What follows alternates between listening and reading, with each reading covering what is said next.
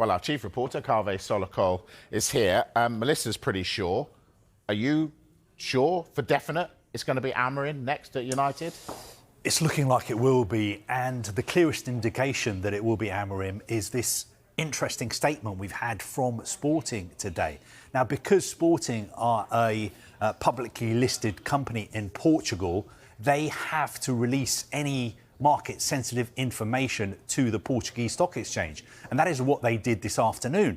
They released this statement, very intriguing, because we don't normally get this level of detail from a club who are involved in a situation like this.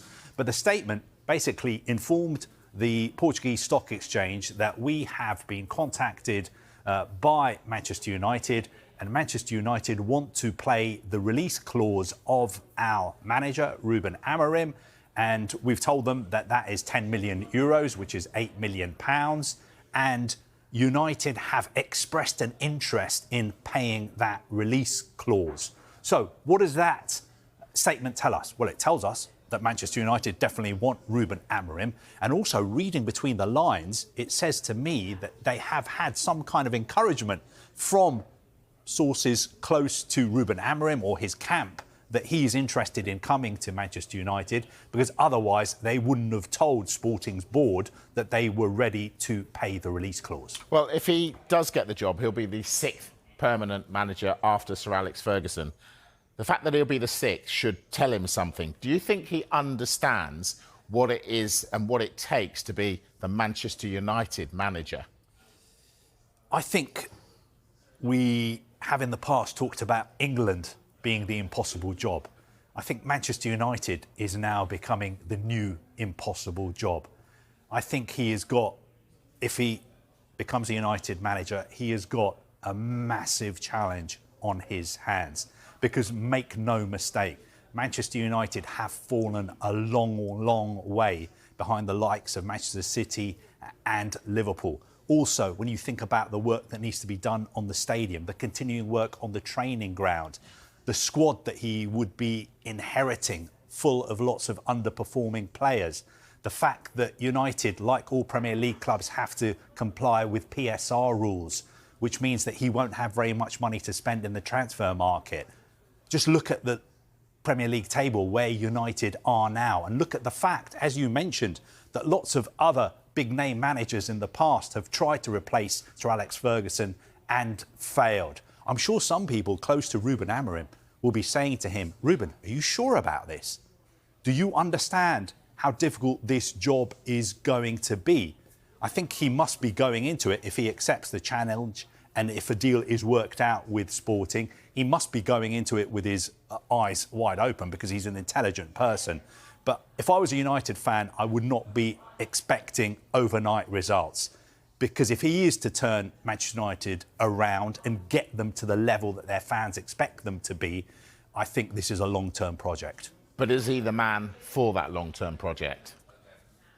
Do you know what? I was speaking to a very senior person in the sports industry, and he said to me, Kaveh, you know, sometimes it is fine to say, I don't know.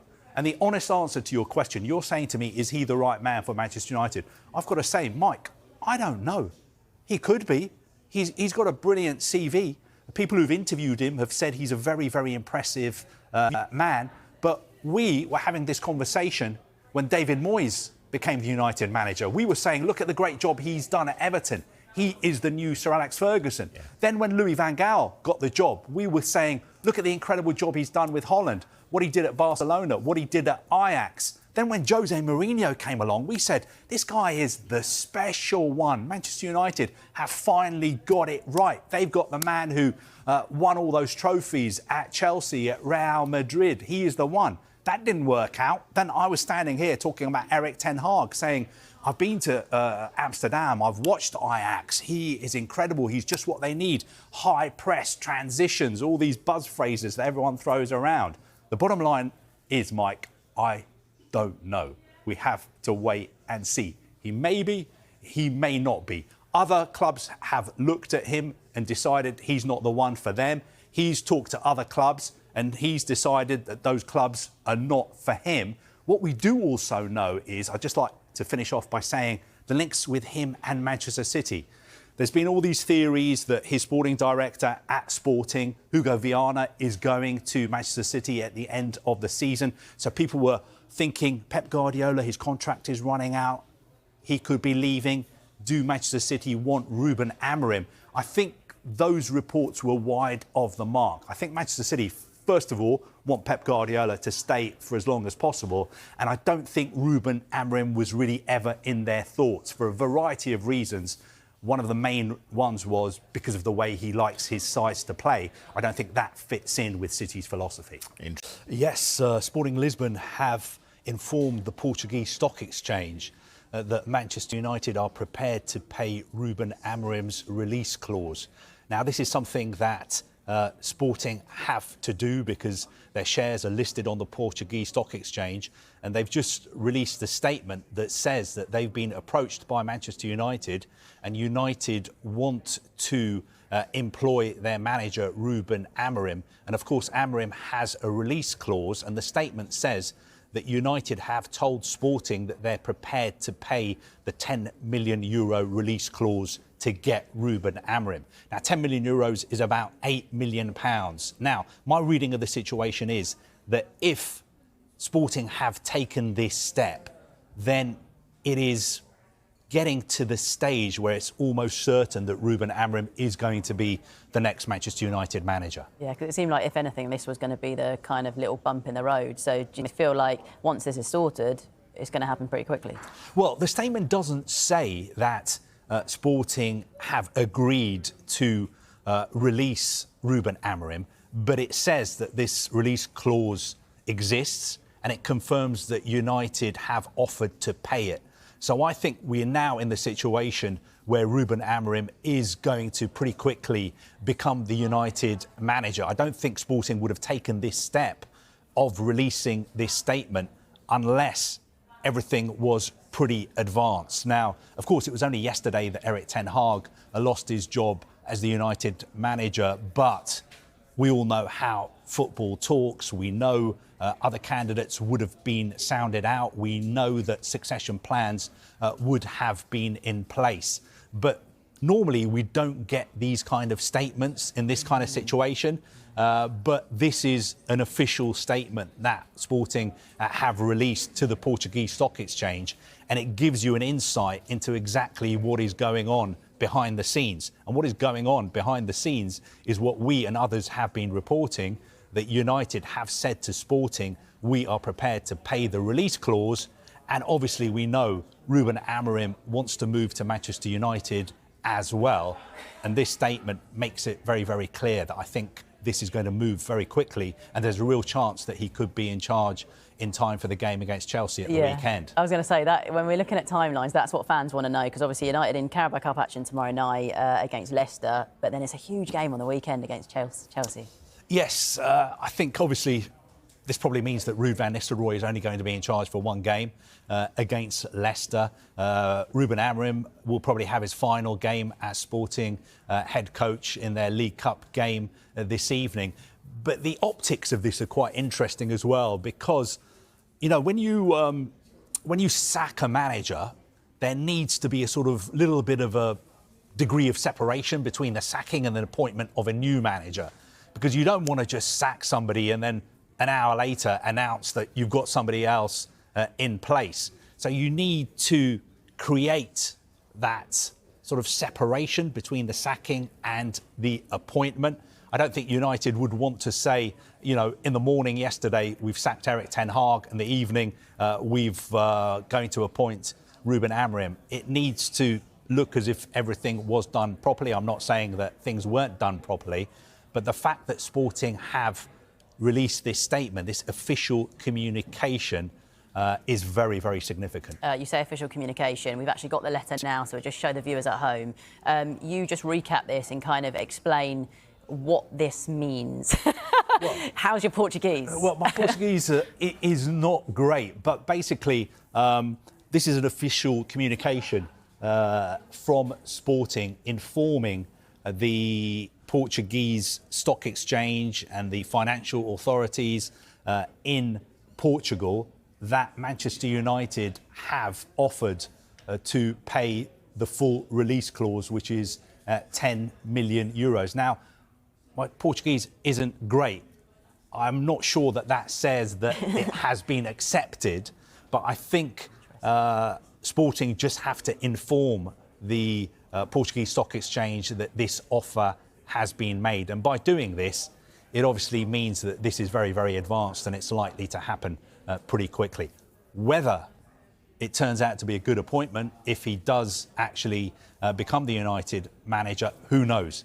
He's got a fantastic record in Portuguese football, but a lot of people since Sir Alex Ferguson left United have come to Old Trafford with a fantastic reputation, and pretty quickly the job has proved to be too big for them.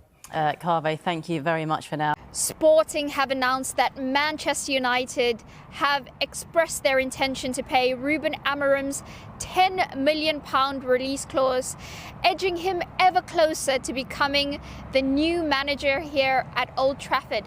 What does that mean in a tactical sense? I've got Carl Anker from The Athletic here to talk through it. Ruben Amorim has been the front runner to succeed Erik ten Hag, a very different manager in terms of his approach. He likes to play three at the back and it's very possession heavy. What does that mean if we translate it to this current United team? It means there's going to be a lot of changes. I think if you're a Manchester United fan, a Stretford ender who's used to chanting attack, attack, attack, attack, attack, and used to having dazzling wingers going down the wings, the move to a 3-4-3 or a 3-4-2-1 with wing-backs might take a little bit of time to get used to. There isn't necessarily an abundance of profiles or players to make Ruben Amorim's system a one-to-one fit in the same way that, say, Arne Slot's adjustment to life at Liverpool was quite seamless, or perhaps in the way that Enzo Maresca's adjustment to time at Chelsea has been relatively smooth because there's been such an abundance of players that can easily understand those things. What we do know is that, as you said, Amorim's style of play does involve very much retaining possession, very often pressing quite high up the field. The attack is quite multifaceted. It's not based on one regular form of attack and can often rely on different players, one quite speedy attacker going forward, or one interior player, someone like Amad Diallo, who might be quite useful to Ruben Amorim going forward as well. What will be interesting is what he makes with that central midfield pivot. So when you look at the previous Sporting teams, the two men in midfield tend to be there based on their out-of-possession qualities. They tend to be very, very athletic, being able to cover large areas of space, tend to be able to make loads of tackles. In fact, one of those people was Manuel Ugarte, who just popped up at Manchester United over the summer as well. So I think that might be quite useful for Amorim when he arrives. I think we're not quite at the stage where there's white smoke, but it's looking quite imminent now, isn't it? Yeah, so not an easy and seamless transition, but what would excite United fans by what could potentially be the look of Amorim's team? I think one thing that should excite Manchester United fans is this is a manager who has a very clear, set way of playing. I think what's going to be really, really interesting is that this is a manager that has quite a clear set way of playing, and hopefully for them, isn't going to be a manager who's going to compromise quite easily. Yes, it might take some time for certain players to get used to this 3-4-2-1 system, but if we look at some of the changes above and around Amorim, both in terms of recruitment, so the likes of Dan Ashworth and Jason Wilcox that might bring effect. If Dan Ashworth's been given a very, very clear goal, you need to bring in players that can fit a very, very clear 3-4-3. That should hopefully bring some clarity to years of dysfunctional recruitment. We hope so. Manchester United fans certainly hope so. Amorim will hope so soon, because it is looking very likely that he'll be in the dugout here at Old Trafford very soon. Said he gave Sporting an identity. So what does Amorim ball look like? Well, he is exactly the proactive, progressive manager Manchester United have wanted, who's got a clear playing philosophy. Now, Amorim favours a very heavy possession-based approach, but he also excels in creating teams that like high turnovers. We've seen that from his sporting side. And when you look at the numbers in that regard, it's easy to see why he has been spoken about as a potential successor to Pep Guardiola at Manchester City, because the numbers between Sporting and City with things like high turnovers are so similar. Now, he also plays a very high defensive line. He uses three at the back. It will be interesting to see how that translates with this United squad, because he loves his wing backs. And then also through the centre of the pitch, the midfield pivot has been very much based off what they can do and their strengths out of possession. And Manuel Ugarte really thrived under Amorim. So it'll be very exciting, I think, for United fans to see how he is used when Amorim does take over. Now, other things to look forward to, they do play with a high press, Amorim's teams.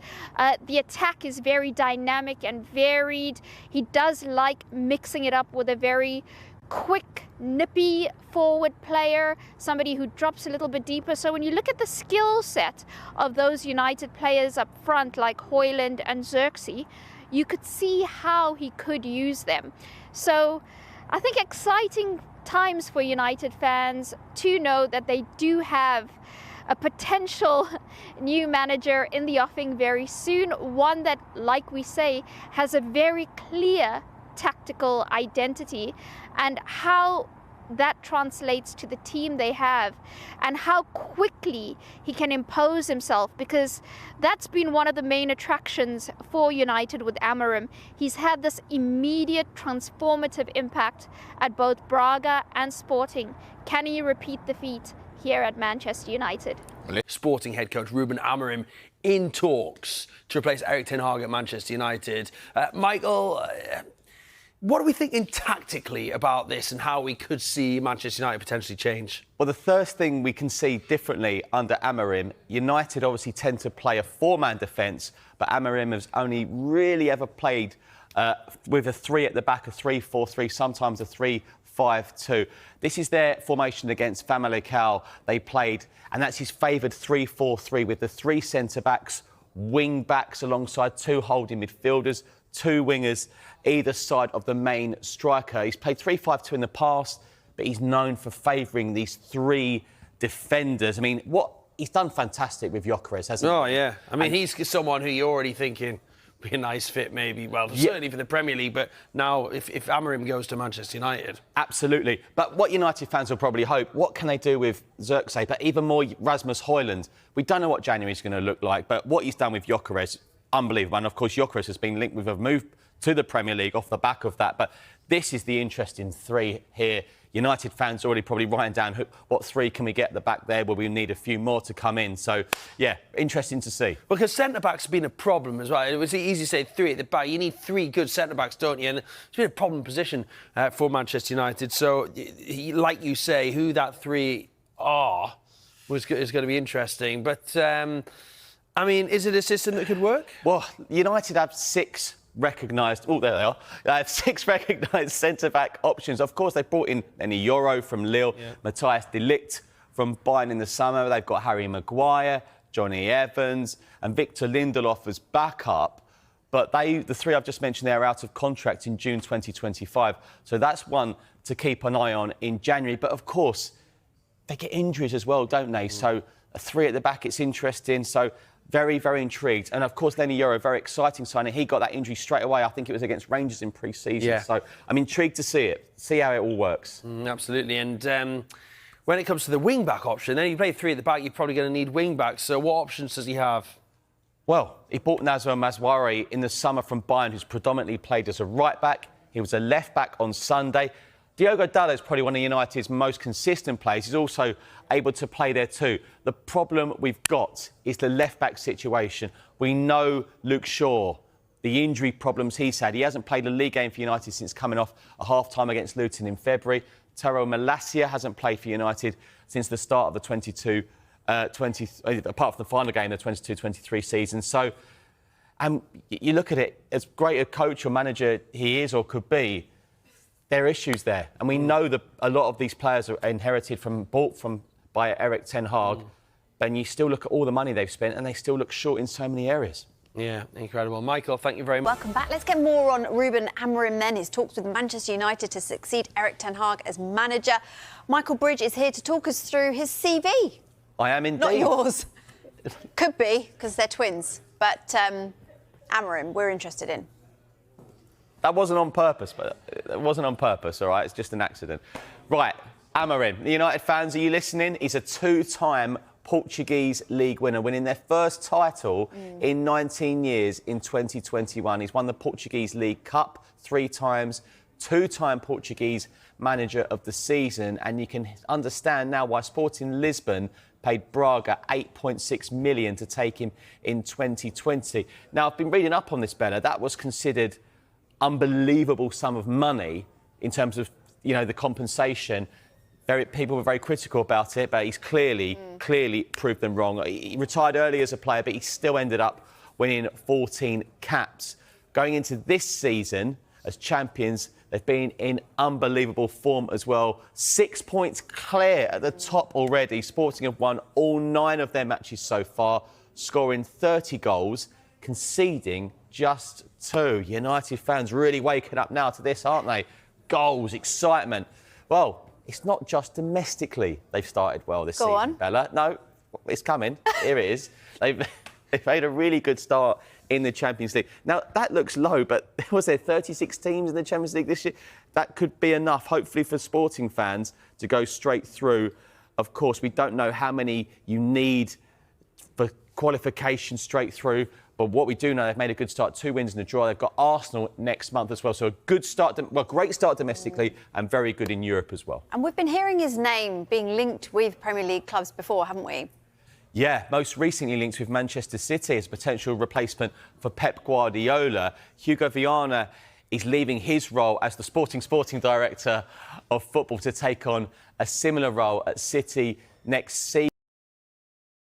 Manchester United to trigger Ruben Amorim's £8.3 million release clause. Amorim has made it clear he wants to leave Sporting, but United must reach agreement with coach on personal terms. Sporting have announced that they are in negotiations for their head coach Ruben Amorim to join Manchester United. The Portuguese club have said that United will pay the £10 million release clause to allow Amorim to leave. The expectation is that a United delegation will now travel to Lisbon to close the deal after Sporting's Portuguese Cup quarter-final at home to Nacional this evening. As a public company, Sporting are obliged to disclose any information that has a financial impact on them to the Portuguese Stock Exchange. This afternoon they told the Securities Market Commission in Portugal that United expressed interest in hiring Amorim and the club had referred to the terms of his contract, which includes the release clause that now must be triggered. United have indicated they will pay this to allow negotiations to take place. Amorim has been pushing for the move following the sacking of Eric Ten Hag, and if a deal is closed quickly it is possible he will be in the United dugout for Sunday's Premier League home game against Chelsea. The 39-year-old has emerged as United's first choice after a series of talks in recent weeks, with formal negotiations beginning on Monday. Amorim, who speaks perfect English, is one of Europe's most sought-after young managers and has long been on United's radar. He was considered when they hired Ten Hag in 2022. Last summer, Amorim's release clause was £12.5 million, but it has since been reduced per the terms of his contract. Amorim is a highly confident coach who has, previously, been wedded to a 3-4-3 formation, and it will be interesting to see if he sticks with that should he join United. Sources say he is unlikely to change. United have also been considering the former Borussia Dortmund coach Edin Terzic, who is out of work having left the German club in the summer despite leading them to the Champions League final. He too speaks perfect English and has been approached. Ten Hag was dismissed following a meeting with Chief Executive Omar Barada and Sporting Director Dan Ashworth at the Carrington training ground on Monday morning. United will hire a head coach under their new structure rather than a manager, which was the title Ten Hag held and fiercely guarded in the summer. Ruud van Nistelrooy, who was appointed as one of Ten Hag's assistants in July, has been placed in temporary charge as interim head coach until a permanent replacement is found. The United players are set to train with Van Nistelrooy and assistant René Hake for the first time on Tuesday before facing Leicester City in the last 16 of the Carabao Cup at Old Trafford on Wednesday. City admire Amorim but not seen as a tactical fit. It is understood that Manchester City do not intend to get involved in the pursuit of Amorim, giving United a clear run at the 39-year-old Portuguese. The Sporting coach has been heavily linked with the City post amid doubts over Pep Guardiola's future as manager since it emerged that the Portuguese club's sporting director Hugo Viana is set to replace Ksiki Begiristain as director of football at the Etihad Stadium next year, but City's strong preference remains for Guardiola to extend his contract beyond the end of the season. Guardiola, meanwhile, said Ten Hag will come back stronger after his sacking. The City manager, whose side face Amorim's Sporting next month, said, "I feel sorry for the managers who lose their position. I'm so sorry for him. I have an incredible relation with him. He represented United in the highest level in terms of behaviour. Our job, the manager, is one of the few jobs in all the jobs in the world that people expect you to be sacked. People are expecting that you don't have a job. I don't see architects or doctors or teachers or anything. People desire get out. It's only us. It's our job, we have to accept it. I wish him all the best, him and his family, and he is going to come back stronger." City are admirers of Amorim's work at Sporting, but it is understood he is not a leading candidate to become the club's next manager in the event Guardiola did signal his intention to leave in the summer. That stems primarily from the view that Amorim's favoured 3-4-2-1 system is not in keeping with how City want their teams to play, from first-team level right down through all of their academy sides to the youngest age groups. Although Guardiola has adapted his 4-3-3 so at times it more closely resembles a 3-2-4-1, Amorim's preferred tactical setup is not considered a natural fit for the club and their wider ethos. The Bayer Leverkusen coach Xabi Alonso is considered a more likely candidate to replace Guardiola should the Catalan leave, although City would face stiff competition from Real Madrid, Alonso's former club, for the Spaniard. Nonetheless, City are still hopeful Guardiola will sign an extension to at least cover next season and see his association with the club stretch to a decade.